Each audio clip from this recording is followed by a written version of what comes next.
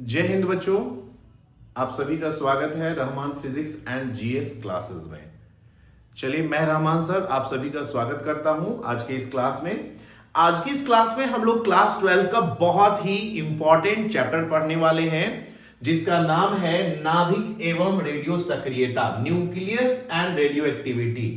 5 to 6 marks का इससे question आता है, ज्यादा ही आ सकता है। Double exam, double questions Bihar board में रहते हैं, तो उस हिसाब से आप मान के चलिए कि 10 नंबर के क्वेश्चंस इस चैप्टर से पूछे जा सकते हैं।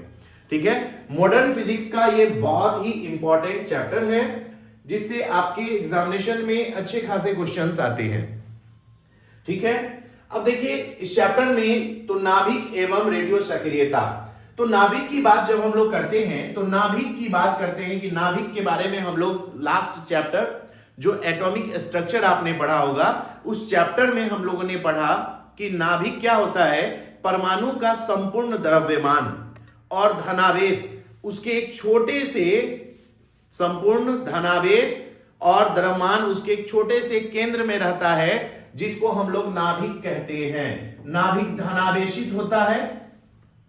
अभी तक हम लोग जान रहे थे कि भाई नाभिक में दो कण होते हैं, प्रोटॉन और न्यूट्रॉन, लेकिन अब आप जान लीजिए कि नाभिक में 6 पार्टिकल होते हैं, यानी कंपोजिशन ऑफ नाभिक, न्यूक्लियस की बात करेंगे, नाभिक की संरचना की बात करेंगे, तो नाभिक की संरचना ये मूल 6 कणों से मिलकर बनी है, जिसमें proton, neutron, neutrino, positron, positive mason और निगेटिव मेसन शामिल है। लेकिन मूल रूप से हमारा ये जो दो है, प्रोटॉन और न्यूट्रॉन, ये मूल है। यानी अभी तक हम बार बार बात करते हैं तो इन्हीं दोनों की बात करते हैं। अब देखिए, ये चूंकि 6 पार्टिकल जो है ये कहां रहते हैं, नाभिक के अंदर रहते हैं, इसलिए इन 6 पार्टिकल्स को हम लोग न्यूक्लियॉन्स कहते हैं। नाभिक के अंदर उपस्थित कणों को न्यूक्लियॉन कहा जाता है। ठीक है, और नाभिक की खोज की बात करेंगे तो नाभिक की खोज रदरफोर्ड द्वारा 1911 में की गई थी। और नाभिक के चारों ओर इलेक्ट्रॉन क्या होता है, वृत्ताकार कक्षा में घूमता रहता है, इसलिए इलेक्ट्रॉन को एक्स्ट्रा न्यूक्लियर पार्टिकल कहा जाता है। इलेक्ट्रॉन को हम लोग क्या कहेंगे, एक्स्ट्रा न्यूक्लियर पार्टिकल कहते हैं। ठीक है, तो सबसे पहला हमारा टॉपिक था कंपोजिशन ऑफ न्यूक्लियस, नाभिक की संरचना। तो नाभिक की संरचना मूल रूप से 6 कणों से मिलकर होती है। ये 6 कण हैं, proton, neutron, neutrino, positron, positive mason और निगेटिव मेसन। ठीक है, इन 6 कणों को हम लोग न्यूक्लियॉन के नाम से भी जानते हैं, क्योंकि ये सभी कहां रहते हैं, नाभिक के अंदर रहते हैं, इसलिए इसको न्यूक्लियॉन कहते हैं। जबकि इलेक्ट्रॉन जो है हमारा, वो नाभिक के कहां होता है, बाहर, इसलिए इसको हम लोग एक्स्ट्रा न्यूक्लियर पार्टिकल भी कहते हैं। चलिए अब बात करते हैं एटॉमिक नंबर। अगला जो हमारा टॉपिक है वो है एटॉमिक नंबर, यानी परमाणु संख्या। तो परमाणु संख्या के बारे में आप पहले भी जान चुके हैं, लेकिन फिर से मैं बता दूं कि किसी भी परमाणु के नाभिक में उपस्थित प्रोटॉन की संख्या को, किसी भी परमाणु के नाभिक में, न्यूक्लियस में उपस्थित प्रोटॉन की संख्या को परमाणु संख्या कहा जाता है। इसको Z से डिनोट किया जाता है। Z बराबर P, P बराबर E, यानी कि जितना परमाणु संख्या उतना प्रोटॉन की संख्या, उतना ही इलेक्ट्रॉन की संख्या। इलेक्ट्रॉन भले ही बाहर रहता है, लेकिन प्रोटॉन और इलेक्ट्रॉन की संख्या इक्वल होती है, बराबर होती है। अब आइए, दूसरा है मास नंबर, द्रव्यमान संख्या।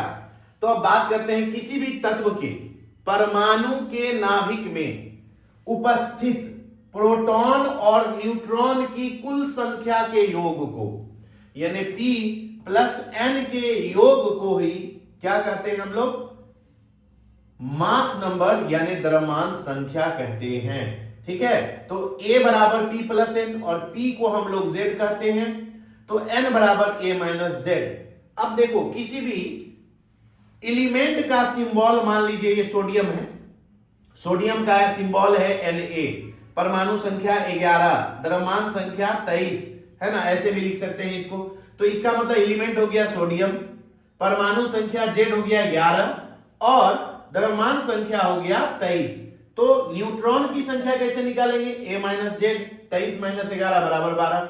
ऐसे ही सोचो, यूरेनियम है 92,235, यूरेनियम 92,235, तो सोचिए कि इसका परमाणु संख्या कितना है 92, द्रव्यमान संख्या है 235, तो बताइए एन न्यूट्रॉन की संख्या कितना होगा, ए माइनस जेड यानी 235 माइनस 92 यानी 143। ठीक है, तो ये कुछ महत्वपूर्ण टर्म्स हैं। अब आइए हमारा जो अगला है टॉपिक वो है समस्थानिक आइसोटोप्स। समस्थानिक किसको कहेंगे, सम माने एक जैसा, एक समान, स्थान, तो देखिए एक ही तत्व के वैसे परमाणु, एक ही तत्व के वैसे परमाणु जिनकी परमाणु संख्या समान हो लेकिन द्रव्यमान संख्या भिन्न भिन्न हो, जिनकी परमाणु संख्या समान हो लेकिन द्रव्यमान संख्या भिन्न भिन्न हो, क्या कहलाता है, समस्थानिक कहलाता है। जैसे हाइड्रोजन के 3 समस्थानिक होते हैं, हाइड्रोजन, ड्यूटेरियम, ट्राइटियम। देखिए यहां सबकी परमाणु संख्या 1 है लेकिन द्रव्यमान संख्या देखिए यहां 1, यहां 2, यहां 3, तो द्रव्यमान संख्या भिन्न भिन्न है और तीनों हाइड्रोजन एलिमेंट का ही एटम है, एक ही तत्व के परमाणु। ध्यान दीजिए, हाइड्रोजन तत्व के ही परमाणु है लेकिन इनकी परमाणु संख्या अलग अलग है, सॉरी परमाणु संख्या समान है और द्रव्यमान संख्या अलग अलग है, इसलिए इसका नाम भी बदल जाता है। इसको हाइड्रोजन शिप कहेंगे, इसको ड्यूटेरियम और इसको ट्राइटियम। ठीक है, अब कार्बन के भी 2 समस्थानिक होते हैं, जैसे कार्बन C612, कार्बन C614, तो देखिए दोनों में परमाणु संख्या समान है लेकिन द्रव्यमान संख्या भिन्न भिन्न है, तो इसको क्या बोलेंगे, समस्थानिक। ठीक है, एक होता है समभारिक, तो अलग अलग तत्व के वैसे परमाणु जिनकी परमाणु संख्या अलग अलग होती है लेकिन द्रव्यमान संख्या समान होती है, उसको हम लोग क्या कहते हैं, समभारिक कहते हैं। जैसे कार्बन, नाइट्रोजन, देखिए कार्बन की परमाणु संख्या 6, इसकी 7, परमाणु संख्या अलग अलग है लेकिन द्रव्यमान संख्या इसका भी 14, इसका भी 14 है ना। यहां देखिए हाइड्रोजन में परमाणु संख्या 1, हीलियम में परमाणु संख्या 2, इसका द्रव्यमान संख्या 3, इसका द्रव्यमान संख्या भी 3। तो ध्यान दीजिए यहां पे कि अलग अलग तत्व के वैसे परमाणु जिनकी परमाणु संख्या तो अलग अलग है लेकिन द्रव्यमान संख्या समान हो, क्या कहलाता है, समभारिक कहलाता है। ठीक है, उसके बाद है सम न्यूट्रॉनिक। नामे से स्पष्ट है, आइसोटोन्स सम न्यूट्रॉनिक्स यानी अलग अलग तत्व के वैसे परमाणु जिनकी परमाणु संख्या और द्रव्यमान संख्या दोनों अलग अलग होती है लेकिन न्यूट्रॉन की संख्या समान होती है, क्या कहलाता है, सम न्यूट्रॉनिक कहलाता है। जैसे सिलिकॉन, फास्फोरस, सल्फर, सबका परमाणु संख्या अलग है, 14, 15, 16, द्रव्यमान संख्या भी अलग है, 30, 31, 32, लेकिन न्यूट्रॉन की संख्या a माइनस जेड घटाइए, 30 माइनस 14, 16, 31 माइनस 15, 16, 32 माइनस 16, 16। तो देखिए वैसे अलग अलग तत्व के वैसे परमाणु जिनकी परमाणु संख्या और द्रव्यमान संख्या दोनों अलग अलग होती है लेकिन उनमें न्यूट्रॉन की संख्या समान होती है, क्या कहलाता है, सम न्यूट्रॉनिक कहलाता है। ठीक है, अब आइए नाभिक का आकार। अब देखिए नाभिक का आकार, सोचिए एक घर है तो घर का आकार किस चीज पर डिपेंड करेगा, घर का आकार, तो घर का आकार निर्भर करेगा कि ये जो घर है ना, तो इस घर में रहने वाले लोगों की संख्या कितनी है उसके अकॉर्डिंग आकार बनाते हैं कि भाई इस रूम में हमको कितने आदमी को रखना है ना, उसके हिसाब से हम घर का आकार बनाते हैं। वैसे ही सोचो कि नाभिक के अंदर जनरली न्यूट्रॉन और प्रोटॉन रहते हैं जिसको हम लोग क्या कहेंगे, द्रव्यमान संख्या कहते हैं, जिसको हम लोग द्रव्यमान संख्या कहते हैं। ठीक है, तो देखिए किसी भी नाभिक का जो आकार होता है, वास्तव में आकार की बात करते हैं तो आयतन की बात करते हैं, वॉल्यूम की बात करते हैं। तो किसी भी परमाणु का जो आकार होता है यानी आयतन, वो उस परमाणु के द्रव्यमान संख्या के क्या होगा, समानुपाती होगा। द्रव्यमान संख्या जितना बढ़ेगा, Ap प्लस N जितना बढ़ेगा, हमको उतना ही बढ़ाना पड़ेगा आकार। अब सोचिए नाभिक का आयतन बराबर क्या हुआ, समानुपाती किसके हुआ, द्रव्यमान संख्या के। आयतन कितना होगा, 4/3 पाई क्यू, क्योंकि नाभिक कैसा होगा, गोल होगा, गोला, है ना।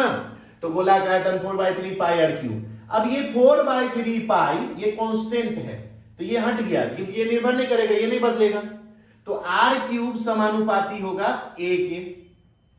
क्यूब हटाएंगे इधर पावर 1/3 आ जाएगा, और ये समानुपाती का चिन्ह हटाएंगे तो यहां कांस्टेंट r0 हो जाएगा, जहां r0 का मान 1.2 इंटू 10⁻⁻15 मीटर है, और 10 के पावर -15 मीटर को ही फर्मी के नाम से भी जाना जाता है। ठीक है, 10 के पावर -15 मीटर को हम क्या कहते हैं? फर्मी कहते हैं। ठीक है, फर्मी भी कहा जाता है। कोई दिक्कत?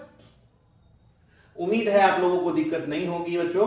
ठीक है, अगर आपको कोई भी दिक्कत हो, किसी भी टॉपिक में प्रॉब्लम हो, तो आप कमेंट बॉक्स में दे सकते हैं, क्योंकि नेट कनेक्टिविटी खराब होने की वजह से हम लाइव क्लासेस नहीं ले पा रहे हैं। ठीक है, लेकिन हमारी कोशिश है कि आपके लिए वीडियो रिकॉर्ड करके भी आपका अपलोड किया जाए। ठीक है, तो ये हमारा आज एक वीडियो है जो हमारा न्यूक्लियस और रेडियो एक्टिविटी चैप्टर का है।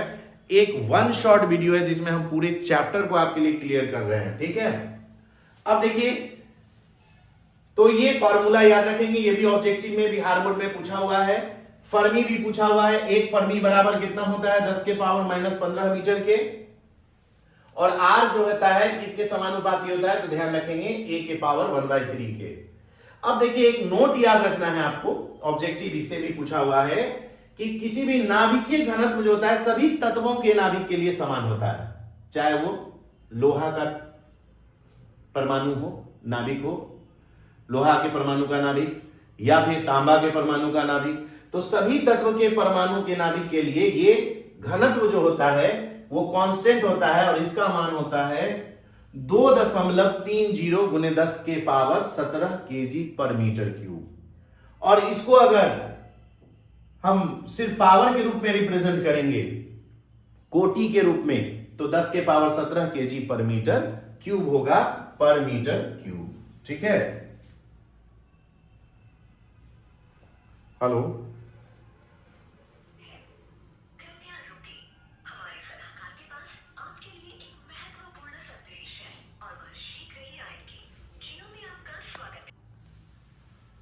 तो देखिए हम लोग बात कर रहे थे एक फर्मी की।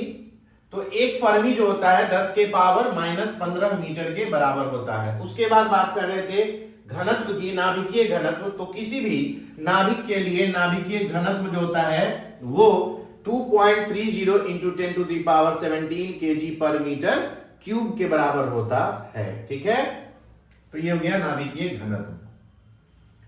चलिए अब बात करते हैं नाभिकीय बल के बारे में, न्यूक्लियर फोर्स के बारे में, कि किसी भी नाभिक में जो कण होते हैं, यानी नाभिक में उपस्थित कणों के बीच लगने वाले प्रबल आकर्षण बल को, स्ट्रॉन्ग अट्रैक्शन फोर्स को क्या कहते हैं? नाभिकीय बल कहा जाता है। ठीक है, ये एक ऐसा बल है जो नाभिक में नाभिकीय कणों को एक दूसरे से बांधे रखता है।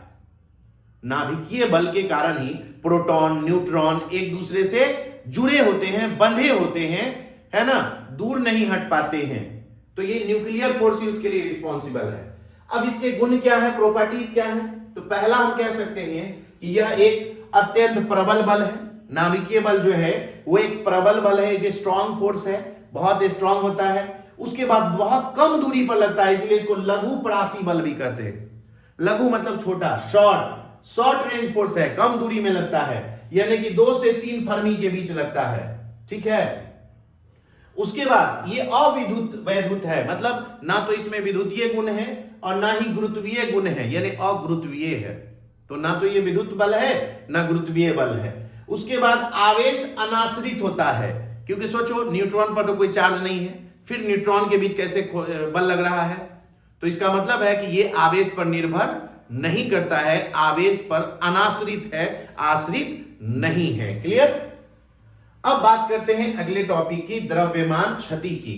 तो द्रव्यमान क्षति क्या होता है बच्चों, इस पर हम लोग ध्यान देंगे कि नाभिक में उपस्थित जो प्रोटॉन और न्यूट्रॉन होता है उसके कुल द्रव्यमान के योग और नाभिक के वास्तविक द्रव्यमान के अंतर को, नाभिक में क्या है, प्रोटॉन और न्यूट्रॉन है, उसके द्रव्यमान के कुल योग और नाभिक के वास्तविक द्रव्यमान, जैसे मान लीजिए आप मार्केट से एक संतरा खरीदेंगे तो संतरा का छिलका सहित पूरा संतरा का द्रव्यमान और सिर्फ खाने वाला जो पार्ट होता है ईडेबल पार्ट, उसका द्रव्यमान में कुछ ना कुछ अंतर होगा, कमी आ जाएगा।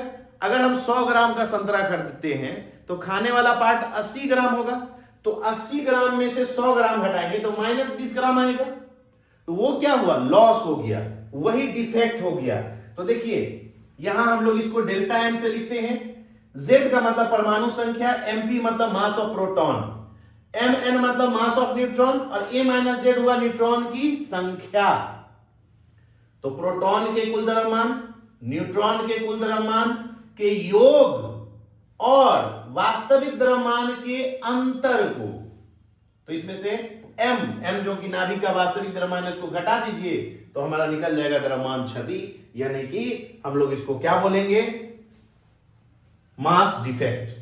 कि नाभिक में उपस्थित प्रोटॉन और न्यूट्रॉन के द्रव्यमान के कुल योग तथा नाभिक के वास्तविक द्रव्यमान के अंतर को क्या कहते हैं, द्रव्यमान क्षति कहते हैं। ठीक है,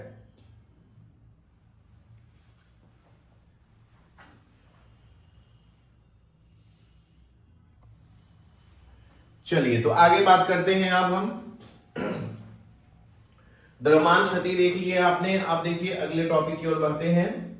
अगला है नाभिकीय बंधन ऊर्जा, न्यूक्लियर बाइंडिंग एनर्जी। तो देखो किसी भी नाभिक को उसके अवयवी कणों में अलग करने के लिए, अवयवी कणों में अलग अलग करने के लिए, यानी जितने कण से मिलकर बना है उन सभी कणों में अगर हम इसको अलग अलग करना चाहते हैं तो अलग करने के लिए जितनी ऊर्जा की आवश्यकता होगी उसी ऊर्जा को क्या कहते हैं, नाभिकीय बंधन ऊर्जा कहते हैं। ठीक है, किसी भी नाभिक को उसके अवयवी कणों में अलग अलग करने के लिए आवश्यक बाहरी ऊर्जा को क्या कहेंगे हम लोग, न्यूक्लियर बाइंडिंग एनर्जी कहते हैं। इसको लिखते हैं डेल्टा ई से, डेल्टा ई बराबर डेल्टा एम गुने सी स्क्वायर, जहां सी क्या है, निर्वात में प्रकाश की चाल है जिसका मान होता है 3 गुने 10 के पावर 8 मीटर पर सेकेंड। चलिए अगला है प्रति न्यूक्लियन बंधन ऊर्जा।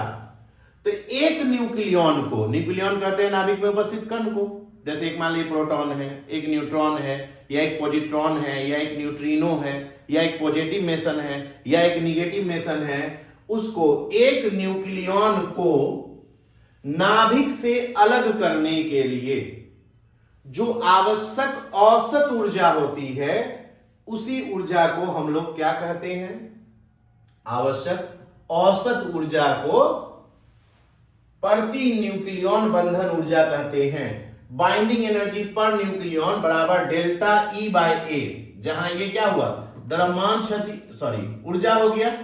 ठीक है, ऊर्जा हो गया और ये क्या हुआ, द्रव्यमान संख्या हो गया, है ना, ऊर्जा बटा द्रव्यमान संख्या, जितना द्रव्यमान संख्या होगा उससे इसमें भाग दे देंगे, निकल जाएगा प्रति न्यूक्लियन बंधन ऊर्जा।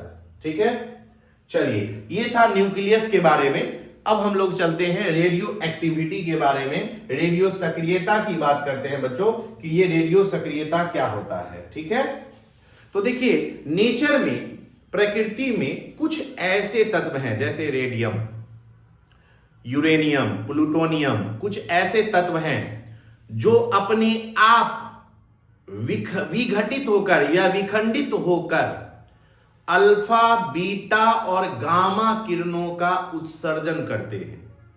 प्रकृति में कुछ ऐसे तत्व पाए जाते हैं, प्रकृति में कुछ ऐसे तत्व पाए जाते हैं जो स्वतः विखंडित होकर अल्फा, बीटा और गामा, अल्फा, बीटा और गामा का उत्सर्जन करते हैं, है ना। ऐसे तत्व को रेडियो सक्रिय तत्व कहते हैं और इस घटना को रेडियो सक्रियता कहते हैं। ठीक है, इस घटना को रेडियो सक्रियता कहते हैं और रेडियो सक्रियता की घटना की खोज 1896 में हेनरी बेकेरेल द्वारा की गई थी। इसलिए अल्फा, बीटा, गामा किरणों को बेकेरल किरण भी कहा जाता है। बेकेरल किरण इसलिए कहा गया क्योंकि उन्होंने ही रेडियो सक्रियता के घटना की खोज की थी, यानी अल्फा बीटा गामा रेज जो निकलता है उसके बारे में बताया था, इसलिए अल्फा बीटा और गामा रेज को हम लोग बेकेरल किरण भी कहते हैं या रेडियो सक्रिय किरण भी कहते हैं। ठीक है, तो याद रखना है कि प्रकृति में कुछ ऐसे तत्व पाए जाते हैं जो स्वतः विखंडित होकर टूटकर अल्फा बीटा और गामा किरणों का उत्सर्जन करते हैं। इस घटना को क्या कहते हैं? रेडियो सक्रियता कहते हैं, और इस जो ऐसा करता है जो एलिमेंट, उसको रेडियो सक्रिय तत्व कहते हैं। ठीक है, अब बात करते हैं हम लोग अल्फा बीटा और गामा किरणों के गुण की। बहुत इंपॉर्टेंट है, 5 नंबर में ये क्वेश्चन एकदम इंपॉर्टेंट है, साथ ही साथ आपके एग्जाम में ऑब्जेक्टिव भी इस पॉइंट से आएंगे, एकदम याद रखेंगे। तो अल्फा किरणों के पहले गुण की बात कर ले तो ये जो अल्फा किरण है ये हीलियम आयन का प्रवाह होती है, He++, इसको हम लोग बोलते हैं हीलियम आयन। हीलियम आयन का प्रवाह होती है। ठीक है, यानी ये धनावेशित है, अल्फा किरण जो है वो धनावेशित है। तो इस पर हीलियम है तो 2 इकाई द्रव्यमान धनावेश होगा और 4 इकाई द्रव्यमान होगा। ठीक है, अल्फा कण पर 2 इकाई धनावेश होगा, 4 इकाई द्रव्यमान होगा। हर पॉइंट अपने आप में एक ऑब्जेक्टिव है। ये किरणें जब गैसों से गुजरेगी ना तो गैस को आयन में बदल देती है, यानी आयनीकृत कर देती है। ये किरणें जब गैसों से होकर गुजरती है तो उन गैसों को क्या करती है? आयनीकृत कर देती है, यानी आयन में बदल देती है।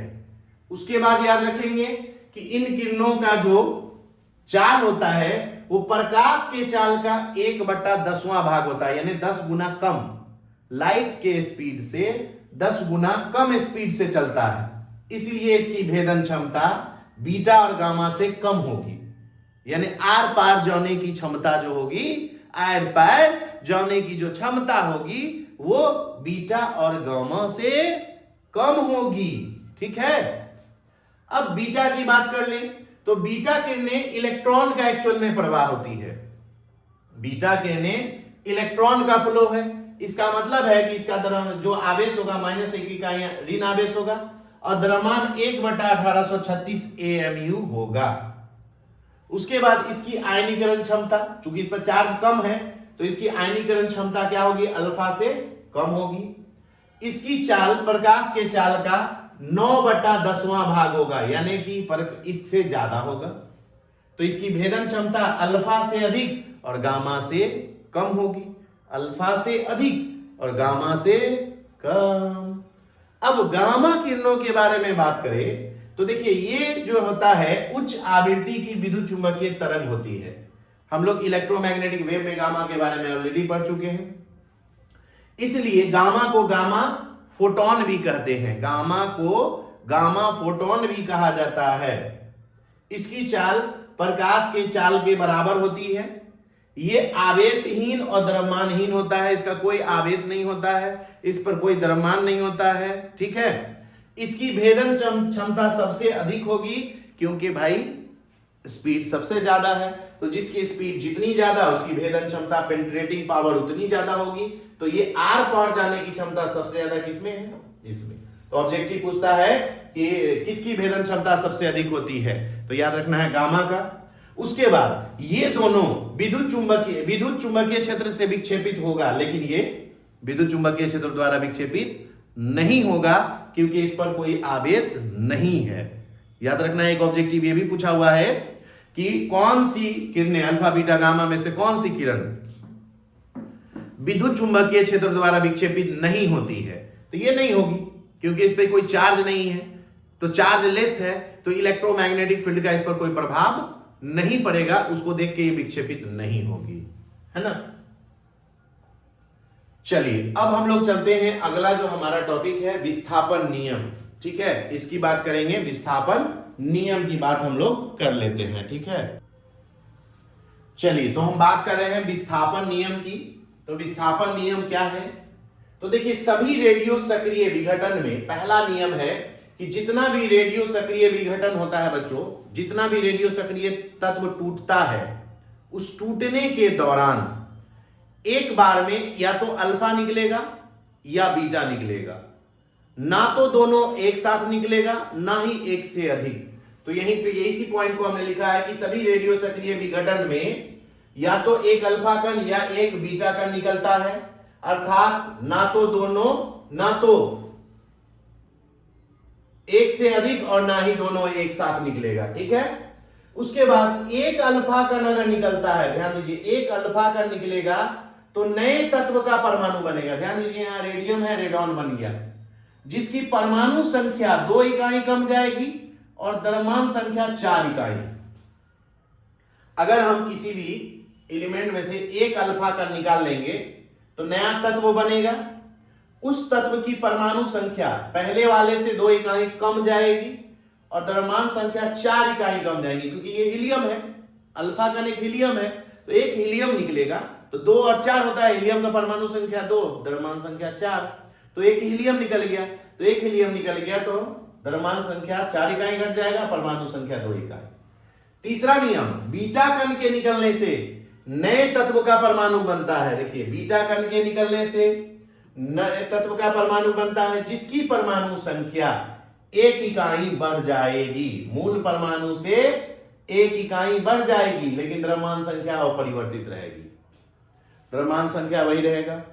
अब सोचो अगर हम इसका एक बीटा और निकाल लें, सोचिए 86 हुआ, 86 से 87, एक बीटा और निकाल लें तो 87 से क्या हो जाएगा 88, लेकिन द्रव्यमान संख्या 222। तो देखो, रेडियम का समस्थानिक मिल गया, तो अल्फा बीटा के निकलने से समस्थानिक भी प्राप्त हो जाता है हम लोगों को। ठीक है, तो समस्थानिक प्राप्त करने के लिए अल्फा बीटा को भी निकालने से हमें समस्थानिक मिल जाएगा। तो देखिए, रेडियम का समस्थानिक मिल गया। ठीक है, अब एक टॉपिक है विघटन की दर। तो मान लो आपके पास किसी टाइम पे n परमाणु है, ठीक है, पूरा n परमाणु है, और इसमें से कुछ परमाणु यानी dn परमाणु समय dt समय में टूट रहे हैं, विघटित हो रहे हैं, तो -dn/dt को विघटन की दर कहते हैं। ठीक है, -dn/dt को विघटन की दर कहते हैं। देखिए, यदि किसी क्षण किसी रेडियो सक्रिय तत्व के परमाणुओं की संख्या, तत्व के परमाणु की संख्या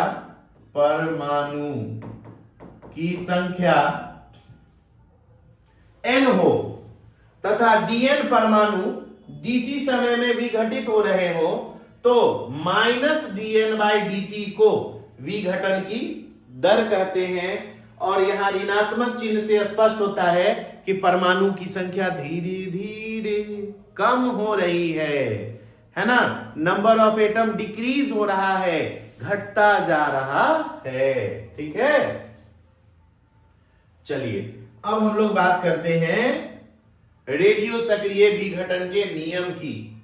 तो देखिए, किसी भी रेडियो सक्रिय विघटन की जो दर होती है वो उस क्षण उपस्थित परमाणुओं की संख्या के समानुपाती होता है। इसको ऐसे समझिए, एक टोकरी में आप टमाटर लेंगे, बहुत सारा टमाटर एकदम भर के, और उसमें 2-4 सड़ा हुआ टमाटर डाल देंगे तो उसके सड़ने की प्रवृत्ति और बढ़ जाएगी, क्योंकि बहुत ज्यादा। इसलिए आपने देखा होगा गांव देहात में कि आलू की जब खेती होती है तो आलू को लोग रखते हैं पसार के अलग अलग, ताकि उनके बीच हवा जा सके और वो सड़े नहीं।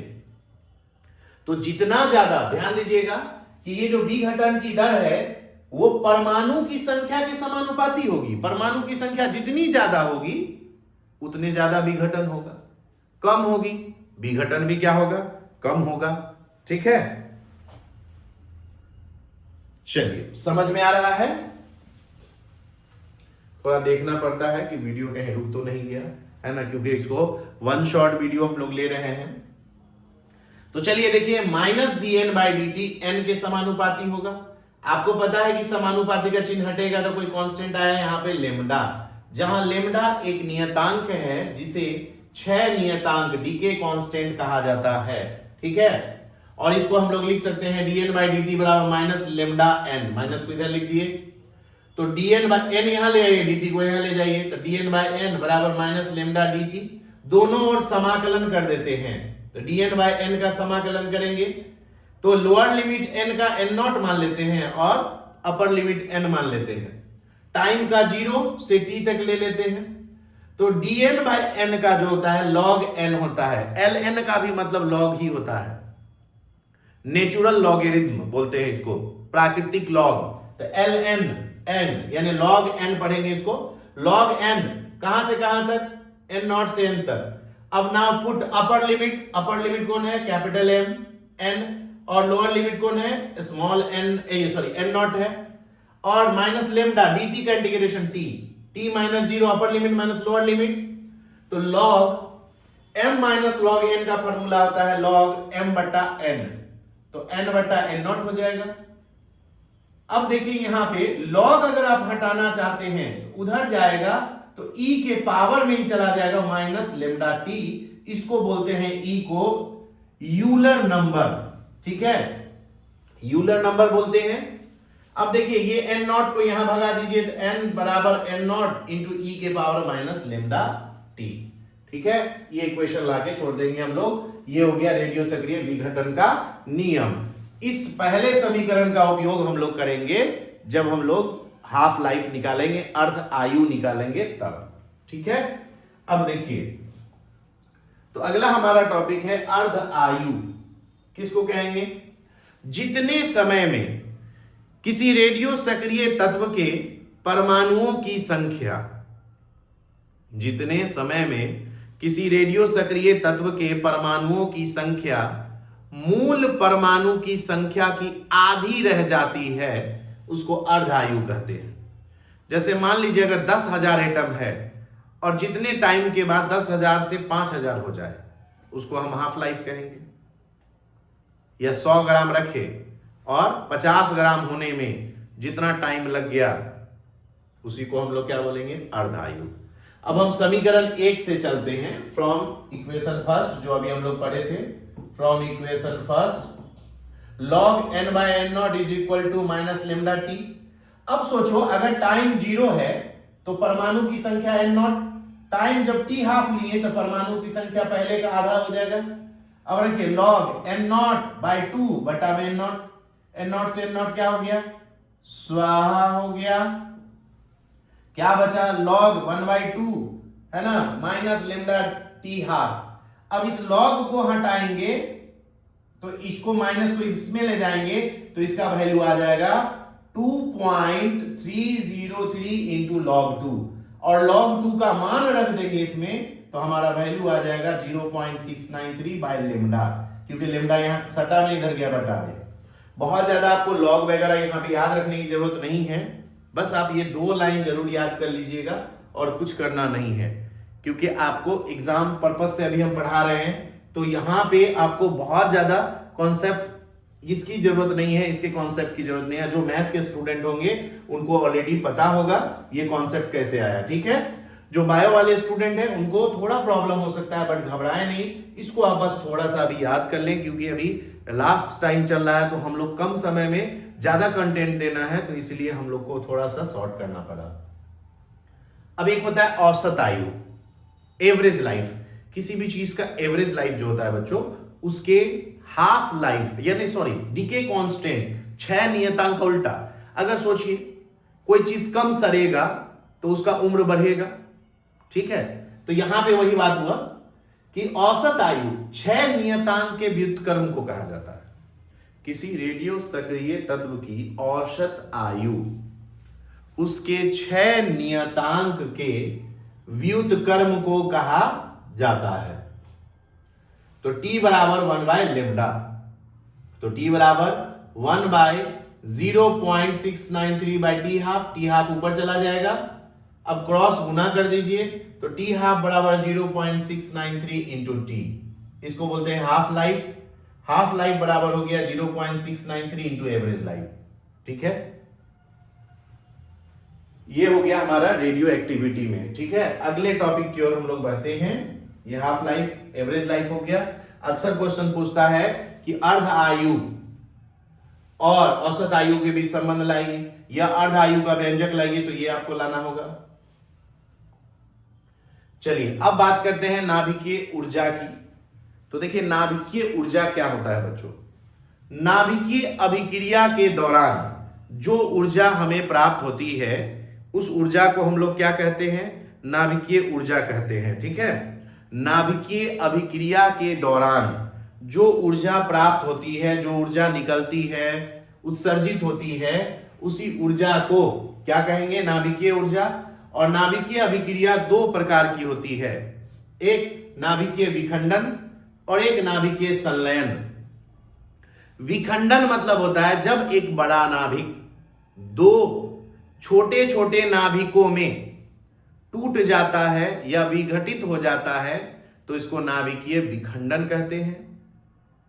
और जब दो हल्के नाभिक आपस में जुड़कर एक भारी नाभिक का निर्माण करते हैं तो इसको नाभिकीय संलयन कहते हैं। जैसे देखिए, यूरेनियम को जब एक न्यूट्रॉन से आघात कराए तो ये यूरेनियम टूट गया बेरियम और क्रिप्टन में, और साथ ही साथ 3 न्यूट्रॉन भी मिला और क्यू एनर्जी मिला। ठीक है, तो इसमें बहुत सारी ऊर्जा मुक्त होती है। संलयन में भी बहुत सारी ऊर्जा मुक्त होती है और संलयन में इससे ज्यादा ऊर्जा मुक्त होगी। विखंडन से भी ज्यादा ऊर्जा मुक्त होती है संलयन में। जैसे कि सूर्य से देखिए आज तक हमें लगभग 4.5 अरब वर्ष से सूर्य क्या हो रहा है? जलता आ रहा है। सोचिए हम लोगों को ऊर्जा मिल रहा है। ठीक है, और अभी कहा जाता है कि सूर्य अभी क्या है? युवा अवस्था में है, यानी इसको 4.5-5 अरब वर्ष और जिंदा रहेगा सूरज। तो देखिए यहां पे अब कुछ बातें इन दोनों के बारे में, अंतर जो आता है आपके एग्जाम में, क्वेश्चन बहुत इंपॉर्टेंट है। अंतर पूछा जाता है कि नाभिकीय विखंडन और संलयन में अंतर। तो पहले समझ गए, इसमें बड़ा नाभिक दो हल्के नाभिक में टूटता है, इसमें दो हल्के नाभिक मिलकर एक बड़ा नाभिक बनाते हैं। इसके लिए उच्च ताप और दाब की आवश्यकता नहीं है, इसके लिए उच्च ताप और दाब की आवश्यकता होती है। इसमें कोई भी हानिकारक विकिरण उत्सर्जित होता है। इसमें निकलने वाली विकिरणें हानिकारक होती है, जबकि इसमें निकलने वाली विकिरणें उतनी हानिकारक नहीं होती है, यानी नॉर्मल होती है। ठीक है, उसके बाद इसके सिद्धांत पर, जैसे नाभिकीय विखंडन के सिद्धांत पर नाभिकीय रिएक्टर काम करता है, न्यूक्लियर रिएक्टर काम करता है। उसके बाद बात करते हैं जैसे कि आप परमाणु बम काम करता है इसी के सिद्धांत पर, और नाभिकीय संलयन के सिद्धांत पर हाइड्रोजन बम बनता है। उसके बाद सनलाइट, सूरज से जो हमें प्रकाश मिल रहा है वो भी किसके सिद्धांत पर है? नाभिकीय संलयन के सिद्धांत पर है। ठीक है, देखिए ये विखंडन भी एक्चुअली बच्चों दो प्रकार का होता है। अगर हम विखंडन की बात करें तो विखंडन भी, नाभिकीय विखंडन भी दो तरह का होता है, एक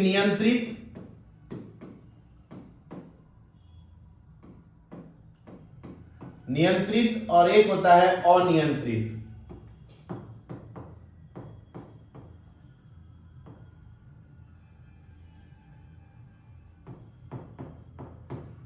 ये दो प्रकार का। अब जैसे देखिए एक यूरेनियम है, इस पर हम मंद वेग वाले न्यूट्रॉन से आघात कराए तो हमको बेरियम क्रिप्टन तो मिला ही, साथ ही साथ 3 न्यूट्रॉन और मिल गया। ये 3 न्यूट्रॉन क्या करेगा बच्चों? फिर 3 वो यूरेनियम को और तोड़ेगा। ठीक है, 3 यूरेनियम को और तोड़ा। अब ये 3 यूरेनियम जो है, फिर 3 यूरेनियम से 3 वो न्यूट्रॉन मिल गया। देखिए फिर 3 वो न्यूट्रॉन, 9 न्यूट्रॉन मिल गया। अब सोचो ये फिर 9 को यूरेनियम को तोड़ेगा, 27 को मिलेगा। तो ये धीरे धीरे अनियंत्रित हो रही है, तो इसको बोलते हैं अनियंत्रित। परमाणु बम इसी सिद्धांत पर काम करता है।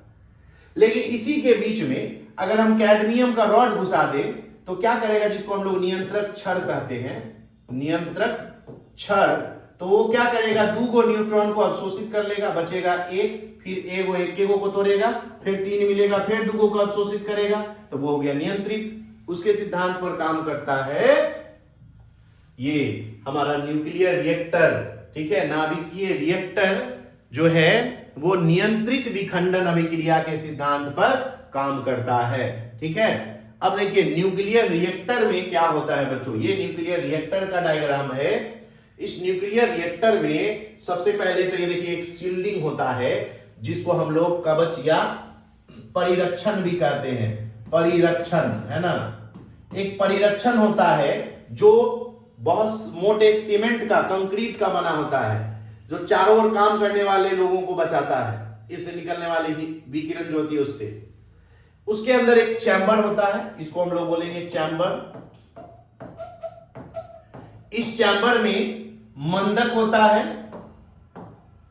और ईंधन रॉड होता है, ईंधन रॉड, ठीक है, जिसको जलाया जाता है। ईंधन के रूप में इसमें हम यूरेनियम का इस्तेमाल करते हैं या प्लूटोनियम का इस्तेमाल करते हैं। ईंधन के रूप में हम लोग इसमें क्या इस्तेमाल करेंगे, यूरेनियम का इस्तेमाल करेंगे या प्लूटोनियम का इस्तेमाल करते हैं, ठीक है। अब मंदक का इस्तेमाल क्यों करेंगे भाई? मंदक इसलिए जरूरी है क्योंकि तीव्रगामी न्यूट्रॉन जो होता है उसकी गति को कम करने के लिए हम लोग जिस पदार्थ का उपयोग करते हैं, जैसे कि भारी जल का यूज करते हैं, ठीक है, वो हो गया मंदक। उसके बाद कंट्रोल रॉड, आपको बताइए कि बोरॉन के छड़ का उपयोग करेंगे, बोरॉन के छड़ का उपयोग करते हैं कंट्रोल रॉड के रूप में। अभी बताएं कि इसमें जो एक्स्ट्रा न्यूट्रॉन है उसको अवशोषित करने का काम कौन करेगा? यही मंदक करेगा, ठीक है। और ये कूलेंट है, यानी कि शीतलक, कूलेंट, शीतलक, इसका काम क्या है? इसमें बहुत ज्यादा एनर्जी प्रोड्यूस होता है, तो इसको ठंडा रखना इसका काम है, ठीक है। यहां से एक हीट एक्सचेंजर में पहुंचेगा, ये पंप है, और यहां से फिर ये स्टीम बन के, भाप बन के यहां टरबाइन को चलाता है, और टरबाइन जैसे जैसे घूमेगा वहां पे लगा होगा डायनेमो, और वो इलेक्ट्रिक जनरेटर यानी डायनेमो जिसको हम लोग कहते हैं, वो तेजी से घूमेगा और इलेक्ट्रिक एनर्जी प्रोड्यूस करेगा। तो इसका काम क्या है? रिएक्टर का काम है नाभिकीय ऊर्जा से विद्युत ऊर्जा प्राप्त करना। नाभिकीय ऊर्जा से विद्युत ऊर्जा प्राप्त करने के लिए, विद्युत ऊर्जा प्राप्त करने की एक युक्ति है जो नाभिकीय विखंडन के सिद्धांत पर काम करता है, ठीक है। और ये हो गया किसका क्या काम है, बस इसमें आपको यही याद रखना है किसका क्या काम है। ईंधन, तो जिस पदार्थ का हम लोग यूज करते हैं ईंधन के रूप में उसको हम लोग फ्यूल रॉड कहते हैं, ठीक है, या ईंधन कहेंगे। उसके बाद मॉडरेटर, मंदक, तो न्यूट्रॉन की गति को मंद करने के लिए जिस पदार्थ का उपयोग करते हैं उसको मंदक कहते हैं, जैसे भारी जल D2O। उसके बाद एक्स्ट्रा न्यूट्रॉन को अवशोषित करने के लिए जिसका उपयोग करते हैं उसको कंट्रोल रॉड कहते हैं, और कंट्रोल रॉड के रूप में बोरॉन के छड़ का उपयोग करते हैं। उसके बाद इसमें अत्यधिक ऊष्मा उत्पन्न होती है, इस ऊष्मा को कम करने के लिए शीतलक का उपयोग करते हैं, शीतलक के रूप में हवा, जल इत्यादि का उपयोग करेंगे, ठीक है। उसके बाद ये तो गया, भाप हो गया, ये सब। और सीलिंग का काम क्या है? परिरक्षण का काम है रक्षा करना, उसके चारों ओर काम करने वाले व्यक्तियों को, है ना, हानिकारक विकिरणों के प्रभाव से बचाना ही इसका काम है, ठीक है। चलिए, उम्मीद है इसमें किसी को प्रॉब्लम नहीं होगा, अच्छे से आप समझ रहे हैं। तो ये था हमारा chapter nucleus and radio activity, जिसको हमने मात्र एक वीडियो में कंप्लीट कर दिया है। ये वन शॉट वीडियो था। इस एक वीडियो में ही हमारा ये पूरा न्यूक्लियस और रेडियो एक्टिविटी जो आपके बिहार बोर्ड के सिलेबस में है एकदम अच्छे से कंप्लीट हो गया। और मुझे लगता है सीबीएसई में इससे कम ही है, इतना पढ़ना भी नहीं है, बिहार बोर्ड में ज्यादा पढ़ना होता है, ठीक है। तो बिहार बोर्ड का जो भी आपके बोर्ड एग्जाम में आने वाले क्वेश्चन है इससे बाहर नहीं रहेंगे, ठीक है बच्चों। उम्मीद करते हैं आप सभी को ये वीडियो अच्छा लगेगा, और अच्छा लगे तो लाइक कर दीजिएगा, सब्सक्राइब जरूर कीजिए, और ज्यादा से ज्यादा लोगों तक इस चैनल को पहुंचाएं, ताकि हम जो आपके लिए इतना मेहनत कर रहे हैं ये मेहनत हमारा सफल हो। और आप सभी बच्चों से रिक्वेस्ट है पूरा वीडियो जरूर देखें। अगर आपको एग्जाम में बहुत अच्छे मार्क्स आएंगे आप पूरा वीडियो को जरूर देखें, ठीक है। इंटरनेट कनेक्टिविटी खराब होने की वजह से हम आपके लिए वीडियो अभी अपलोड कर रहे हैं, अदरवाइज इसको हम लाइव क्लास में लेने वाले थे, लेकिन नहीं ले पा रहे हैं क्योंकि इंटरनेट कनेक्टिविटी बहुत खराब चल रहा है, बहुत खराब सिस्टम है, इसलिए अभी हम इसको अपलोड कर रहे हैं वीडियो को, ठीक है। फिर मिलते हैं बच्चों अगले वीडियो में। जय हिंद। देखते रहें Rahman physics and GS classes. धन्यवाद।